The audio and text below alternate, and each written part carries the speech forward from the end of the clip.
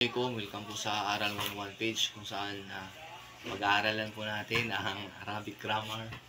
So tuloy lang po tayo sa ating pag-aaral mga karal. Meron po tayong tinatawag na akil or intellect sa English. So yung akil po, ito po yung mga klase ng mga nilalang or mga creatures na mayroong taglay na talino at mayroong pangunawa o pag-iisip. Ang tawag po dyan sa Arabic, akil.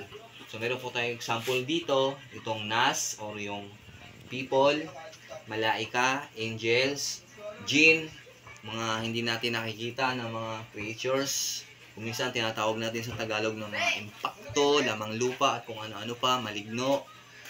Yun.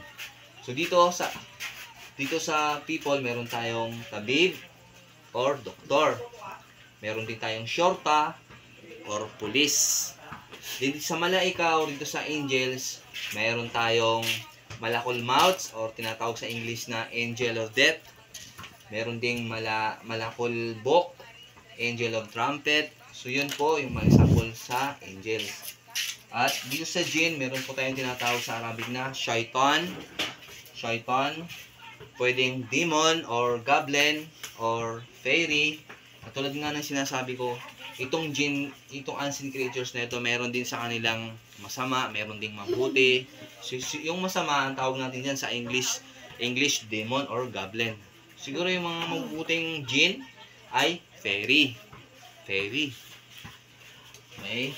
Kung meron po tayong akil or yung may tinatawag natin na intellect, meron po tayong kabaligtaran naman nun. Ibig sabihin nun ay mga walang pag-iisip, mga bagay-bagay o mga nilika na hindi nagtataglay ng talino, pangunawa, or pag-iisip. Ang tawag sa Arabic doon ay gyro akil. Gyro akil. Akil kapag mayroong intellect.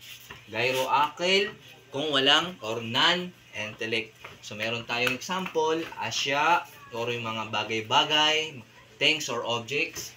Meron din tayong hayawanats or yung animals. Diba yung animals? Walang pag-iisip yan. Okay. Ashjar, trees, o yung mga puno. So, yun po yung example ng gyro akil.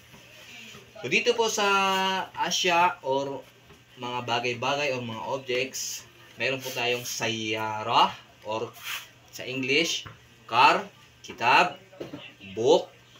Dito naman po sa hayawanats or mga animals, meron tayong jamal. Sa Arabic, jamal. Sa English, tawag natin dyan, camel. Meron ding himar. Or sa English, tawag natin donkey. At dito naman po sa ashjar or yung mga puno, meron tayong shajarata zaitun or tinatawag sa English na olive tree. Meron ding shajaraton tamar or dates tree. Ito yung paborito ng mga taga Saudi dahil ito siguro yung pambansang prutas nila doon. Ang tawag diyan tamar. Napakasarap niyan. So ulitin ko mga aral akil kapag mayroong talino, may intellect, may pag-iisip, may pangunawa. At gyro akil kapag walang pag-iisip or walang taglay ng talino or non-intellect. Isa po yan sa mga property ng noun or ism.